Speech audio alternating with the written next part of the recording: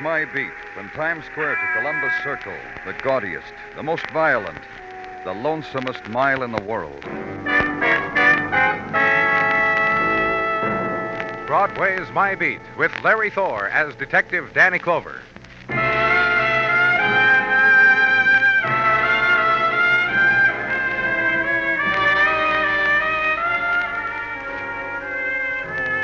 When the trade winds blow in from the Hudson and springtime nuzzles against Broadway, it's a season of promise. It's the time for weather talk and what shortstop's holding out for what reason against what team. The good time. The man at the orange juice stand whistles while he shellacks his coconut and chops his onion thin. And the fellow next to you at the counter gives you half his newspaper. And the blonde you met last night calls the office and tells you not to be angry. Have a smile. It's that time of the year. No smiles where I was. Corridor where the world ends. Where death is cataloged on the other side of a swinging door. Anteroom to morgue. The man in vigil beside me. As soon as I read in the paper about your people finding the girl, I had to see. I have to look at her, Mr. Clover. I doubt whether this is the girl you're looking for. Well, Mary Varden is about 32. She has dark hair that she combs straight back. Well, I know, Mr. Dorsey. We've got missing person, aren't we? For a week you've been coming here. And the color of her eyes is blue. She's a very lovely person. Yes. Mr. Clover, this girl they're going to show me now. Not identified. Found in a cheap room. Asphyxiation. Faulty gas fixture. Probably accidental. Oh, what would Mary be doing in a cheap room? I'm trying to tell you. Well, please. Please, I have to see her. All right. I never expected to meet anybody like Mary in my whole life. I've been coming to New York regularly. But this trip I met her. That was 2 weeks ago. I asked her to marry me at the end of the first week, and she said yes, and then all of a sudden she disappeared. That was a week ago. That's why I've been coming down here every day to see if... Okay, Mr. Dorsey. Wait just a minute now. Please don't let it be Mary. Go ahead, Mr. Clover. Well? Oh, the poor girl. Yes, No. Truly... Yes? Truly, I'm sorry for this poor girl, and I'm thankful she's not Mary. You must understand, of course. Danny? Yes, what is it, Sergeant? Morgan just called. Homicide. Alley, back of West 3rd. Here's the address. Yeah.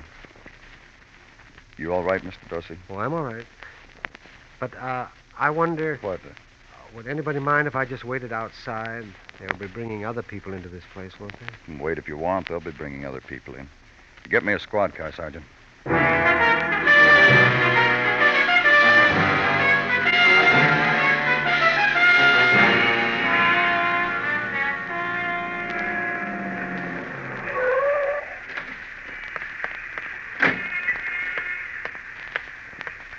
Hi, Danny.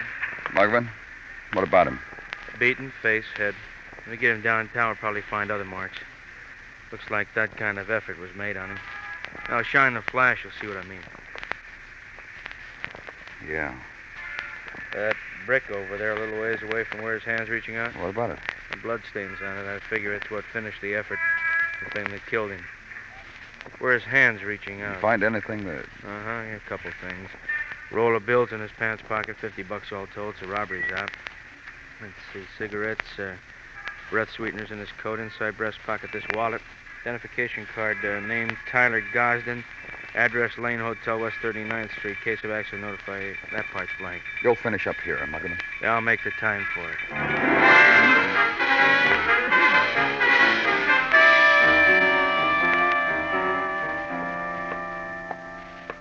You just buzz me anytime, Miss Tankersley. Hold the phone, Miss Tankersley. There's someone at the desk. Sir, just sign the register. It's right there by your elbow. Of course, Miss Tankersley. I'll bring it up myself. Bye. Sir, I said the register... Police. I want some information. Well, can it wait a bit? You see, Let Miss Tankersley wait, shall we? You sound pretty terse. You try it, too, huh? Some information about a guest in your hotel. Which guest? Tyler Gosden. Oh, what mad thing has he done now? Huh? Last week it was dressing as one of our bellhops, and Look, all I can say is that wonderful couple who came here to spend their silver anniversary will never come here for their golden. Mr. Gosden was a prankster? He thought so. If you call using brown paper bags filled with water as bombs funny, if you call climbing into that potted palm over there... Mr. Gosden is dead. He was found beaten to death. Oh. Well, please understand. What? His funnies were never offensive, sir. At least, not to me. I certainly had no reason to dislike the man. So Who certainly... did? Well, sir, I wouldn't know that. I stand here behind the desk and offer the register and answer the house phone and do like that when I want a boy front. Never mind, boy. I was just showing that... That's all I do. All you've told me so far about Mr. Gosden is that he was a practical joker. Well, that's all I know about him. He did these funny things, and everybody loved him. Who were his friends? Well, he was friendly to everybody, made everybody laugh. He had two very dear friends, lady friends who called often. And when he was out, they always left their number. So often that I think I know it by memory. That's good. That's very good. Here, I'll write it down for you so it won't slip your mind. There. He'll really be missed, Mr. Gosden will, by those of us here. Sadly. Use the house phone for a call to headquarters. Check a phone number against an address. And in a little while, be given it. 58th Street, off First Avenue, near the East River. And outside, and city swelling now with night, the early night, the span to pace solitude, desire, against a later time when somewhere a trumpet will pierce, a woman will giggle, and full night will burst open. But now, the time of easier rhythms, the smiling search, and ride it uptown to a quieter street of river sounds and river longings, and a house softly lit, softly admitted to. Please come in. And into a room, lamp shaded in pink and fringed silk, and couch, velvet and rose pink, and in corners, cylinders of hand-painted glass holding sprays of flowering peach branches, pink blossoms, withered, and in a carved cabinet, radio tuned to the gentler air channels, and the woman of the house also. Oh, I could dance, I could dance, I could dance. Mrs. Pfeiffer. Dinah's the other name. So, I don't know. Dinah. And we'll get along famously. Oh, dance. I really could. This music is You so... understood, didn't you? You understood I'm from the police. And you were called Danny. And you don't frighten me one whit, you don't, you and your police. I'm a deserted woman, you know, and I don't frighten easily. Look, 7 years now, deserted. That Mr. Pfeiffer. Inveigles me into marriage, a glorious week of it. Then absconds with my heart, my dreams. Traitor. Deserter. And I, a woman alone, going on 7 years now. You haven't found Mr. Pfeiffer yet, have you? That's what I've been trying to tell you. We found someone else. Tyler Gosden. Tyler. That idiot, that clown, that love. What's the foolish fellow done now? Mercy me, if bail's required, I'll be only to We have found him in an alley. He'd been beaten to death. Tyler. Laugh a minute, Tyler. Beaten to death. Murdered. I'll cry. I really will. There, you see, I'm crying. I really am. I'm sorry. You're sorry. He was fun. Tyler did ridiculous things. Once he put on a hat of mine, one of my fans, and performed. And other times You're the one who's sorry. There are things I need to know about him. Things that'll help There. you. Now, I've cried for him. And I've remembered him in all the ways Tyler'd want to be remembered. Now, what more could I possibly do? His friends, people Oh, who... I never knew his other friends. It was something that never stood between us. Tyler had come here, and Valerie and I had rustled up a little something. And Valerie? You knew about me and Tyler, and you didn't know about Valerie and Tyler? Tell me. Valerie Moore used to live here with me. All this pink, that was her idea. Where is she now? Well, let me finish, will you? Just a week ago, it's what we spatted over. I was so tired of all this pinky pink I could scream. One day I told her right out. She spilled a pitcher of martinis right over my head. I ordered her out of my house. You know where she is? Tyler told me. Tyler said she had an apartment of her own on West 80th. 1924 West 80th. Deserted. That's what I am, deserted. All my life. First that Mr. Pfeiffer, after a week. Then Valerie. Now Tyler.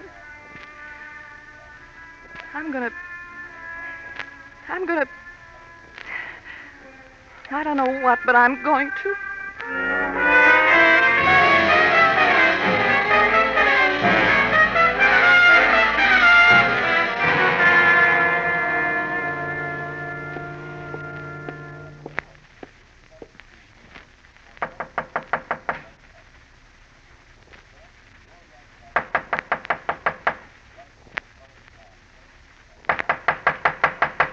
Miss Moore?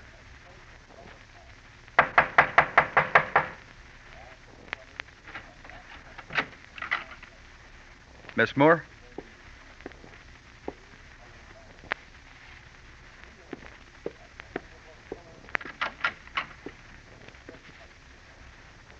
The nighttime is in full possession now. In cubicle of room with the unlocked door, in the furtive dart and gleamings and probings of reflected light through a room into which fury had siphoned, had whirled, had torn apart, then stilled. Room where struggle had been, and reflected light fall on something else, on a woman in loose robe dangling from a light fixture, head thrown back in attitude of silent scream, and body turning slowly, swaying gently to the refracted rhythms of full nighttime. Night dance of woman dead, of woman murdered.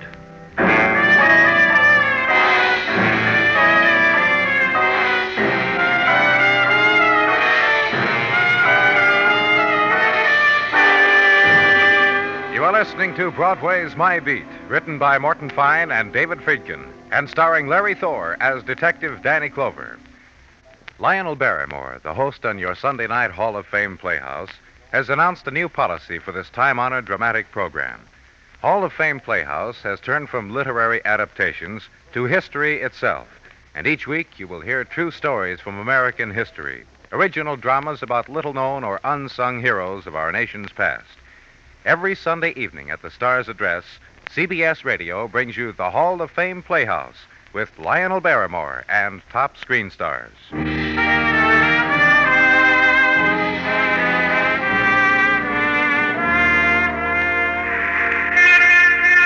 A new day of March opens wide over Broadway, holds in suspension its warmth, its winds, its pluming of sunlight, then lets fall.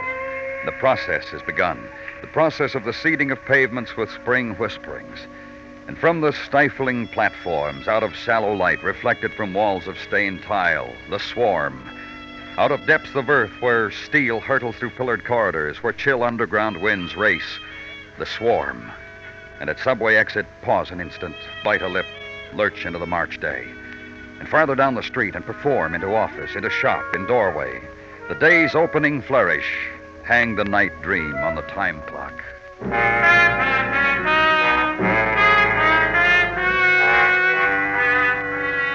And at headquarters, Sergeant Gino Tartaglia, a man with methods and devices of his own. Pardon me, Danny, but... Not enough sleep last night, Gino? Go there. I beg your pardon? Well, what's the beg? You asked did I have enough sleep last night? I merely answered, that's all. Oh, Don't mention it. I tell you, Danny, comes another spring, I am not going to place myself at the disposal of Mrs. T. Mrs. Tartaglia kept you awake, is that it? First, maybe the chiffonier was on the wrong side of the bedroom, maybe should be on the other side. So get up, hoist it to the other side, as I do not wish a debate. Then, of course, suddenly the bed is in the wrong spot. Should maybe be by the window so a lady could peek out and look on the moon in case she cannot sleep and so desires. So move the bed. Gino... Come spring, Tartaglia suddenly emerges from his cocoon, sprouts the muscles of a moving man. Every spring with Mrs. T, and always at night when a fella... And now you're awake, huh? Naturally. And to the items of the day, shall we? If you think so. If not now, where else? As follows. Concerning the deceased woman, Valerie Moore, whom you found hanging, a slight record. Oh? In December of last year, a matter of disturbing the peace in a 3rd Avenue bar. Pleaded guilty, paid fine, was released. In May of last year, an altercation with a neighbor. Seemed Miss Moore had lost her house key, was going around beating on neighbors' doors. Let me in, she yodeled. Booked, admonished, released. Such slight goings-on back a period of several years. Nothing big. Anything else? What else is? That up until a year ago was employed as clerk accountant in the mail order firm of Metropolitan Products Distribution, Inc., Lower Manhattan, West 3rd Street. What else is? Has been living with a Mrs. Dinah Pfeiffer until recently. Moved to her own apartment a week and a half ago where you found her last night. Neither of these two ladies, one deserted, one divorced, employed, according to routine checks made by Detective Muggerman, as of now. Nothing else, huh? Who says this is what else?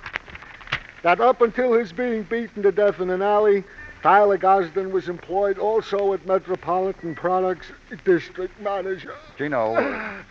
A squad car will be there by the time you walk downstairs. Bye, Danny. Ride the morning now to 12th Street and find an address. And find a building directory just inside the doorway. Metropolitan Products Distribution Incorporated, 4 flights at. Past the dealer in stamps and old coins and through the glass door, the gray hair and serenity of a small man seated with a book and a smile. At next flight, collection agency, large man, ledger, and no smile. And upstairs again, Body Conditioning Institute with sign proclaiming that a Mr. Wilkins, who military pressed 812 pounds at the Chicago World's Fair, will do just the thing for your particular problem with Mr. Wilkins' patented process. Up again, 4th flight. The long loft fitted with many desks and people. The young woman asks name and mission. Be directed to the office at the end of the room and be told by the time you get there you'll be announced. So past the desks and the people, and the mottos tacked to the wall having to do with thinking, watching clocks, and saving 9 stitches. Office. And walk in. My name's Jeffrey Hopkins, Mr. Clover. Please be seated. Thank you. It's about Tyler Gosden, of course. That's right. Nobody needed him. Oh? Let's be honest now, shall we? Sure. This was his office. District manager. I said let's be honest. That's why I'm smiling. Go on. Now it's my office, now that he's dead. Tyler Gosden was, let me see, a despicable man. Yes, I think that's the word. He played practical jokes. I've heard. Such as calling me on a Sunday afternoon and telling me I'd been transferred to Vincennes, Indiana. I'd pack, and he'd call back. I've heard all about that, Mr. Hopkins. Right now, maybe you can tell me something about Tyler Gosden and a woman named Valerie Moore. Yes, I read of her dying, too. I'm sorry about Valerie. Oh, you knew her, too? After she left our employ, she came up here a few times, waited for Tyler. I did my best to entertain her. You liked her? How does a married man like another woman? An attractive, vital woman. One that circumstance demands that all he can do for her is demonstrate how to take apart a key puzzle. I admired her. She was honest. And she and Gosden were friends. And what else can you tell me? The day before yesterday, Thursday. Yes? Arthur Ellison was in the office. Who? Mr. Ellison, one of our salesmen from Richmond. He said he had once met Valerie through Gosden, and he wanted her address. I got it out of Gosden's desk and gave it to him. This man's name was Arthur Ellison, huh? Do you know where I can find him? We've got an arrangement with the Ruxton Hotel. Rates. You might try there. I think that's all the help I can be. Please excuse me, Mr. Clover.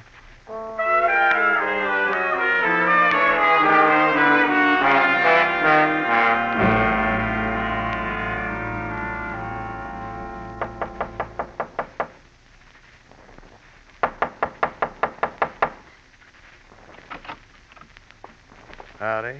Hello. What can I do for you, friend? You Arthur Ellison? That's right, I am. I'm from the police. Name's Danny Clover. I guessed it. I was wondering whether to go back to Richmond or just sit here and wait. Come on in. Thank you. Didn't you wonder about coming down to police headquarters and tell us what you know? A little bit. Then I figured why rush things. Maybe you could clear this up without me. You were out with Valerie Moore last night, weren't you? Yes, sir. Okay, let's start from there, Mr. Ellison. Well, I You what? got in touch with her. Why? She's a good sport. Nice lady to take out when you're in town. A lot of fun. Met her once through Tyler Gosden. After that, I made it my business to get in touch with her when I hit New York. You hit New York Thursday. Yes, sir. Went up to the office, worked for Metropolitan Products. Yeah, I know. Went up there, checked in, picked up some new samples, also Valerie's new phone number, called her, made a date for the evening. And you kept the date. Sure did. Tell me about it. Up here, right where you're sitting, she said. Told her a few jokes I heard on the road. I had a few drinks. Valerie said, come on, let's do the town. I said, hold your horses, honey. I asked a friend up. She says, friend? I said, hold your horses, honey. And she said... Had you asked a friend up, Mr. Ellison? Sure, old friend from the road. Salesman in Notions. Ran into him in a restaurant we salesmen like to eat at. Told him to stop up for a drink. Who's your friend? Johnny Dorsey. What's the matter? Nothing. Go on. Well, funny thing happened. Johnny come up all right. Sweet guy, I like him. Lonely kind of guy, mostly. You should have seen. Seen what? Well, he comes up, and as soon as he gets in the room, sees Valerie, she busts out laughing, screaming, rolling on the floor laughing. Mm-hmm. What did Dorsey do? Just stood there, I guess. I said something funny, like, I've been waiting in the morgue.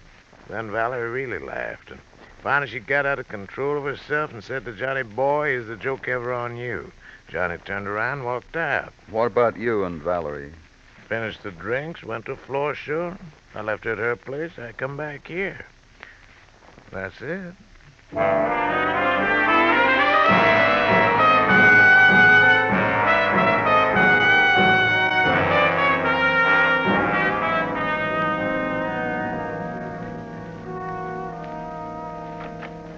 In here, Mr. Dorsey. Oh, thank you. You remember Lieutenant Clover, don't you? Oh, of course. Hi, Lieutenant. Well, I'm all right. Sit down, Mr. Dorsey. Thank you, man. Detective Muggerman tells me that yesterday you waited a couple of hours at the morgue, then you left. Well, one woman was brought in, but she was older. It wasn't Mary. What did you do for the rest of the day, Mr. Dorsey? I wandered. I looked into the crowds. And For Mary, huh? I'll always look for her. Tell us about Mary, Mr. Dorsey. I've already told you. Do it again. What do you want to know? How you met her, the kind of woman she is, your plans about marriage, things like that. Well, you know, in my line of business, that's traveling, you meet people. And Mary was different. How? Shy, and she was gentle. I found that she was a woman I could talk to, one who would listen to me. You know, I've been a long time on the road, and that's never happened to me before. So you asked her to marry you? A half hour after I met her, I made up my mind I was going to, and a week later I did. But you see... See what? Well, a man like me, he's always looking. Every person I meet. If a man, I say to myself, can this man be my friend? And if a woman, can she love me? And if she can, then I can love her. Yeah, sure, we understand that, Mr. Dorsey, but a couple of things you've sloughed over. Well, no, I haven't. Like how you met Mary Barton.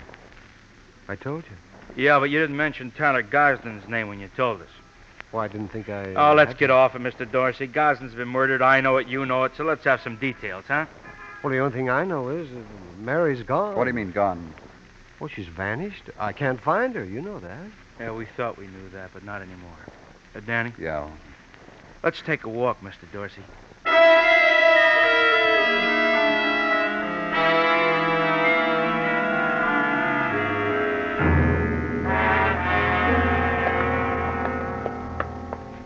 Around this corner, Mr. Dorsey. Well, Mr. Dorsey knows his way.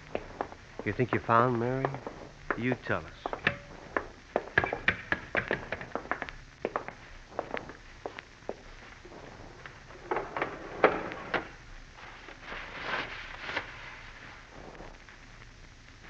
You tell us.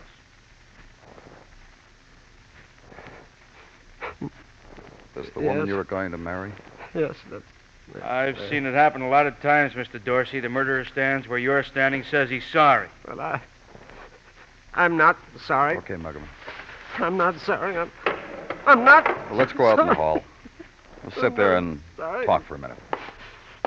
Sorry. Sit down, Mr. Dorsey. Have some water, Muggerman. Yeah. It all goes back to Tyler Gosden, doesn't it, Mr. Dorsey? The kind of man he was, practical joker. He was the kind of man Here's your water, Mr. Dorsey. Thank you.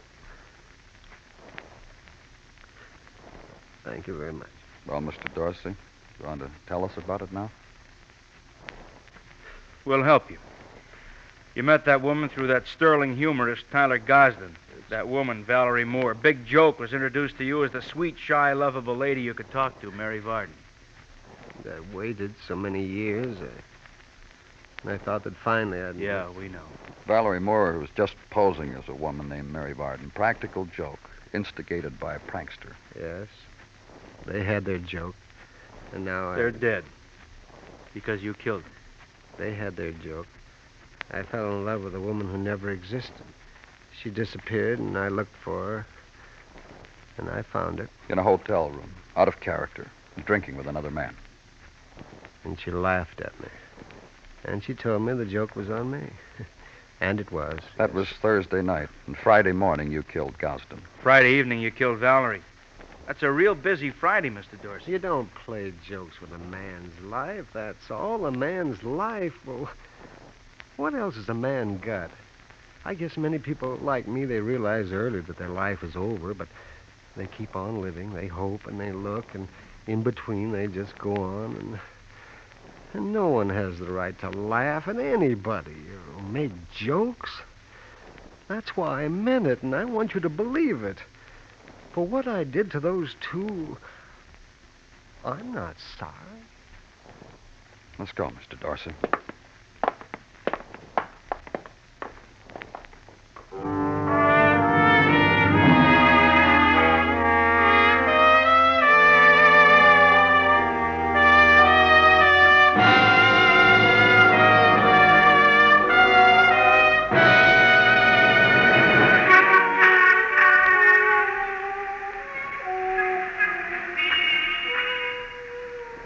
It's the gathering place of all the sleepless nights, this Broadway, and all the unwept tears.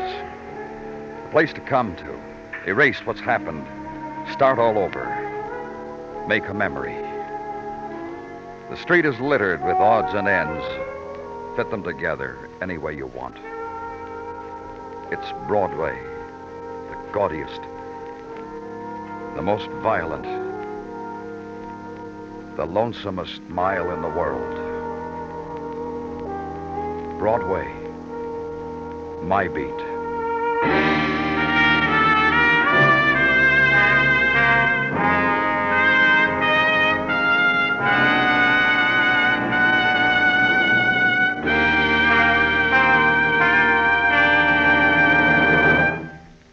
Broadway's My Beat stars Larry Thor as Detective Danny Clover, with Charles Calvert as Tartaglia and Jack Crucian as Muggavan. The program is produced and directed by Elliott Lewis, with musical score composed and conducted by Alexander Courage. In tonight's story, Howard McNear was heard as Mr. Dorsey. Featured in the cast were Mary Jane Croft, Byron Kane, Rye Billsbury, and Paul Frees. Bill Anders speaking. Return with us tomorrow night to the lusty days of the clipper ships, when the seaport towns of New England were alive with adventure. Hear Dana Andrews as Ben Califf in a salty yarn titled The Token. It's yours to enjoy tomorrow night on most of these same stations, when CBS Radio presents Dana Andrews on your Theater of Stars. America's 45 million radio families listen most to the CBS Radio Network.